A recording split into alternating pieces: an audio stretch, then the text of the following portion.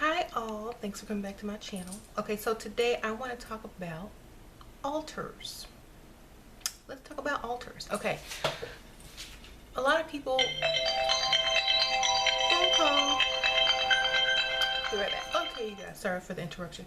So altars, I was gonna speak about altars. Okay, so altars are a place where you can set your sacred objects, where you can do magic, where you can meditate and focus on manifesting things and stuff like that.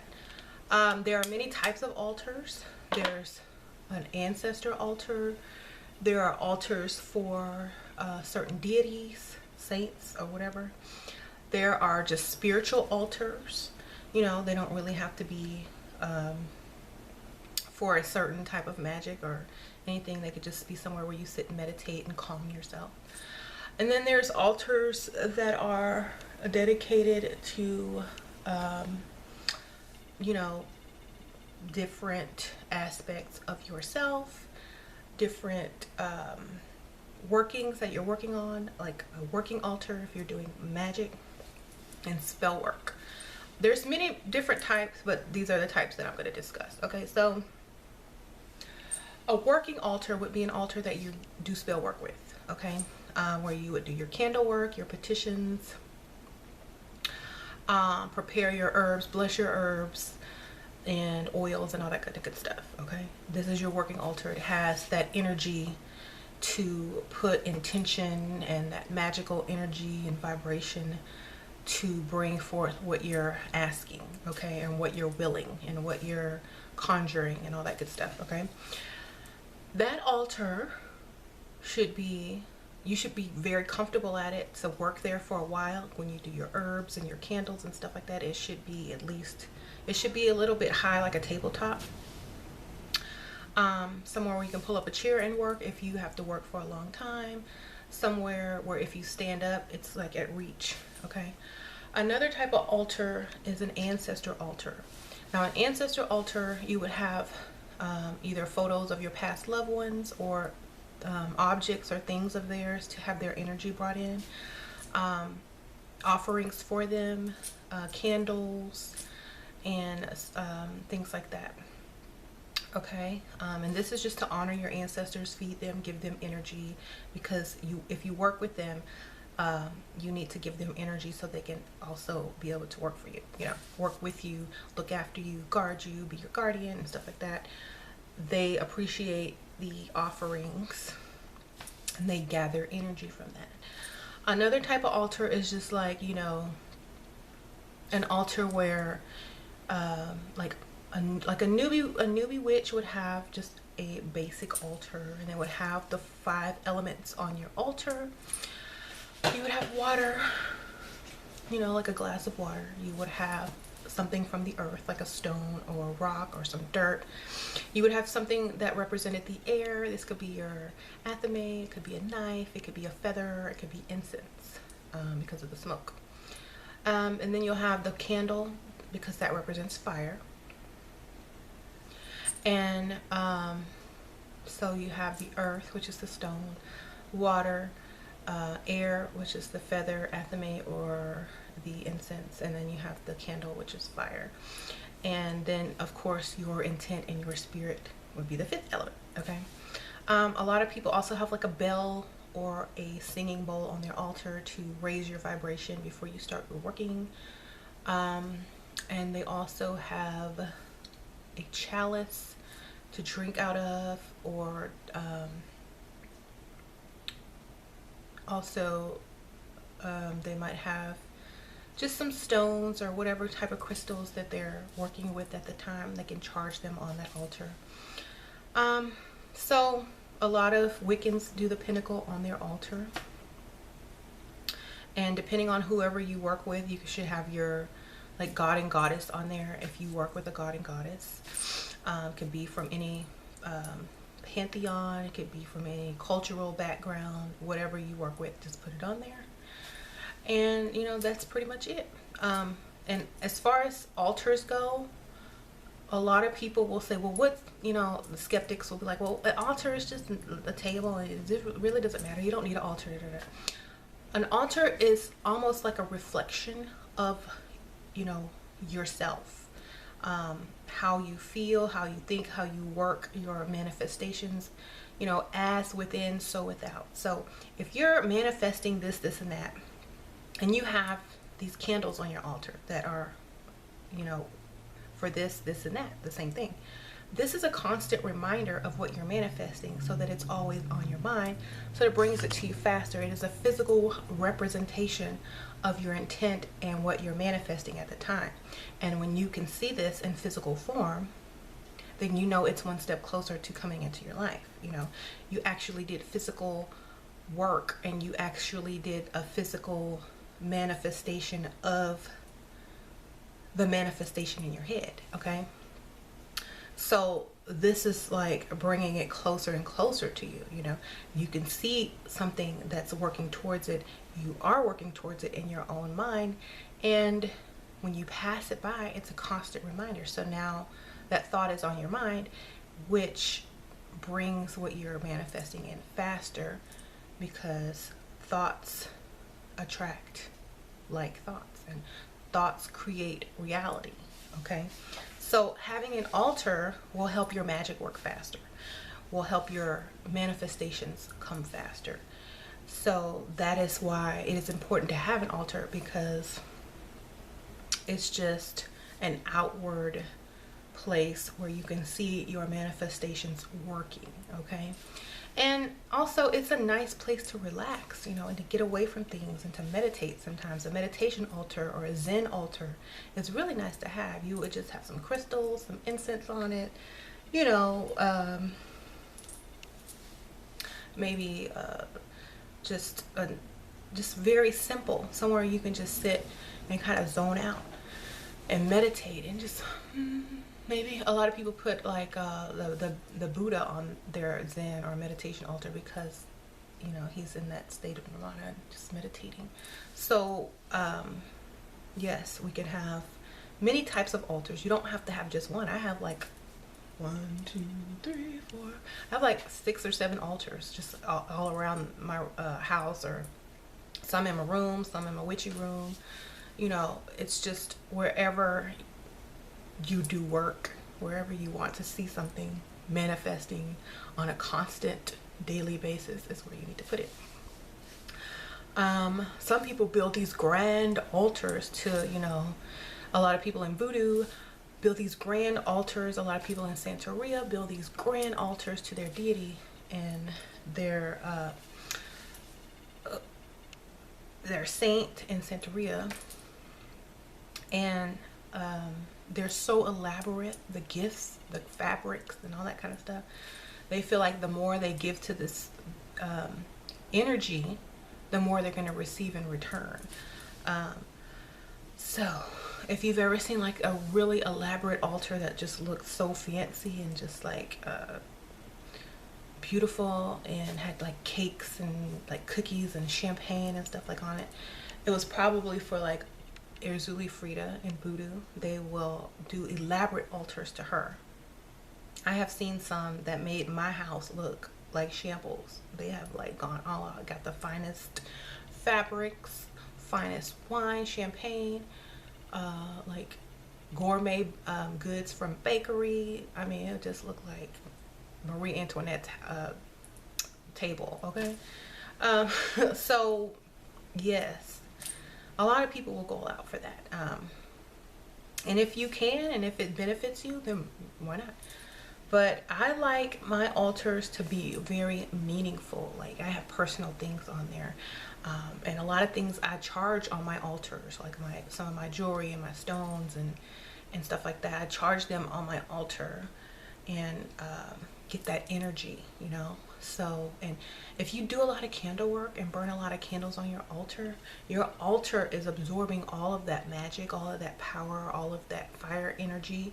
So when you want to charge something on your altar, you're gonna get a lot of extra oomph or an energy in your object. So remember that. And it will make it even more powerful. Like if you have an amulet or a charm or a mojo bag, gree bag, whatever, and you put that thing on your altar that you've been, like your altar has been erect for a long time and it has lots of energy stored in it, that's going to be very effective and powerful, especially if you have clients and you do client work and you sell stuff like to clients and stuff.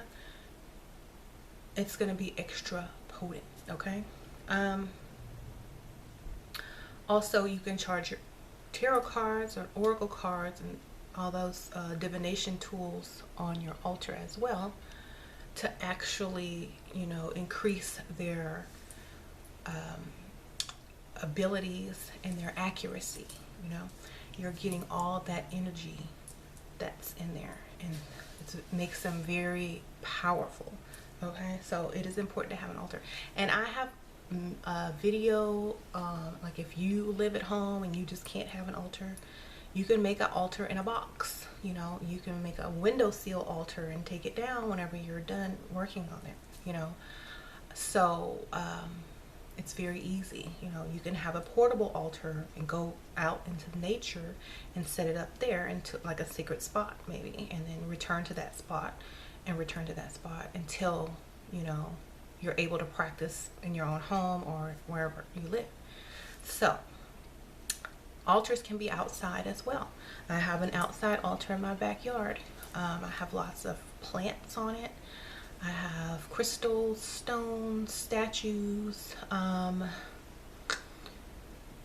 you know, stuff like that on it, where I sit outside and meditate when the moon is full. Sometimes I go out there and light an incense. I have like a mini little chimney on there, or I light a fire on the table, and it's just really relaxing and calming. And so I would call that like my nature altar, and it's dedicated to nature.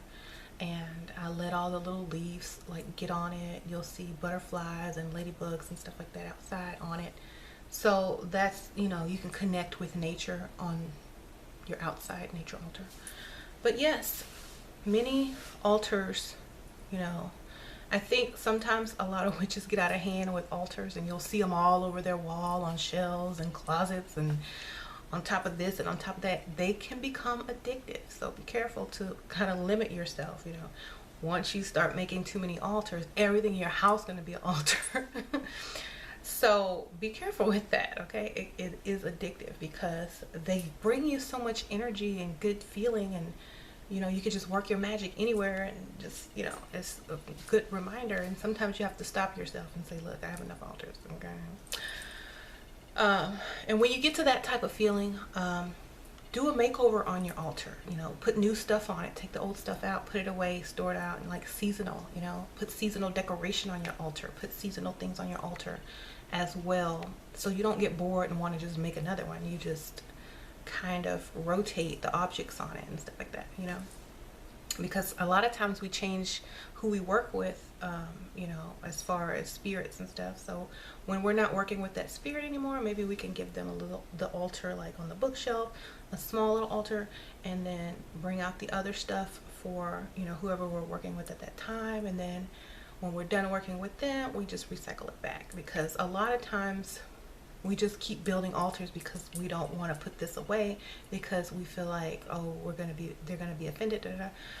I always keep like one shelf dedicated to each, you know, spirit that I work with, so that they know that they're not forgotten. They're just not part of the big altar at this time, and they will make their way back, you know, because I like working with a variety. Okay. Speaking of working with a variety, I have something to show you guys. 1 second. Okay, so I just bought this at, this is the native version of Santa Muerte, or Santisima Muerte, and this is the pre-colonial version, the native version. And she is not from Catholic, you know, saints. She is before that. So this is why I got the native one, the original. And the name of this particular version is, I can't even pronounce it. It's called Mecticacuatl.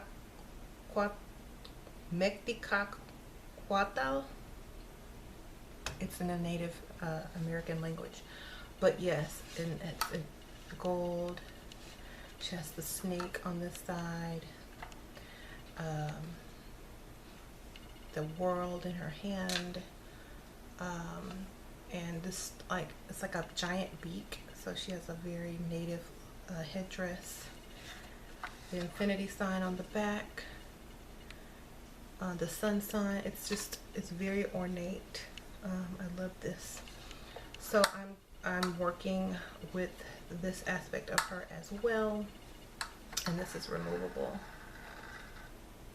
When you do your petitions, you set this on top of it to kind of make it go through and, you know, even more powerful. So this comes with it.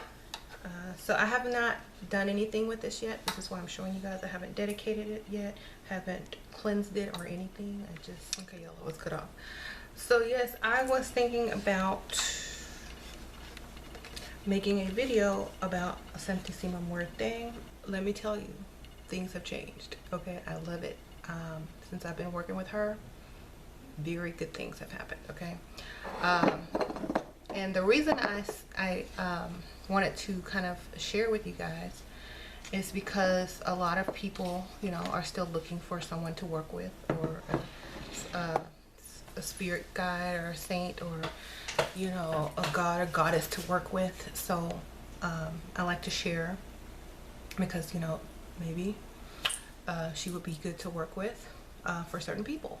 But yes, having a very good experience working with her, and very excited and happy that I started working with her. Okay, I also wanted to show you guys some stuff that I got at a thrift store. I found this cute little cigar box, and it looks like it was Mod Podged with like a vintage Halloween picture, and these little, I don't even know what these are, but little, there's somebody like handmade this, obviously. It looks like one is missing though, but I still love this. And it's a cigar box, a Houstonian cigar box. I don't know what these are in there for. Maybe separators or something. I don't know. I can take these out and use them for something else. They're just pieces of wood. I don't know. Maybe it was like a file box and these were the files. But anyway, someone handmade this. It's really cute. You can keep tarot cards in here, herbs or whatever. It's just a really cute Halloween decoration, and I only paid $2.92 for that. That's a really good deal. And if y'all subscribe to my beauty channel, I did a Halloween haul on there as well from thrift store items. But I also got these shot glasses that look like skulls. They had like hundreds of these. Okay, I don't know, I didn't buy them all. I bought two. They bought hundreds. I don't know if they were donated, but they had hundreds of these on the shelf. Like maybe there was a wedding party or a Halloween party that everyone bought these for, and then just gave them away to charity after the party. But they're glass, so these could be used on your altar, like if you have an altar for Santisima Muerte, or your Day of the Dead altar, or just your altar in general. You can put your offering in here, you can put the water in here, whatever. But these are really, like, shot glasses are really nice to have on your altar, and if they're decorated, even better. So yeah, I just wanted to share that with y'all today, and thank you guys so much for tuning in. If y'all have any questions, I'm not able to answer questions in the comments on every comment. For some reason it says comment failed. You know, I've been trying to answer your questions. I'm not ignoring y'all. I've really been trying, but every time I go type this long drawn out, you know, answer back, it says comment failed to post, you know, and so I get upset about it. So what I have to do sometimes is go to my phone, get on YouTube with my phone, and then find the comment, and then I can comment back sometimes if I can find it. But it's very hard to do online because YouTube is acting crazy. And then, like, when I try to post stuff on Facebook, sometimes it won't even let me post a picture. So I don't know what's going on there, but I have been trying to contact you guys back, but YouTube is not letting me for some reason. I don't know why. I try. Sometimes it'll let me get through, and then like the third comment just stops. It won't let me. So I don't know. So I will see you guys on the next video. Bye.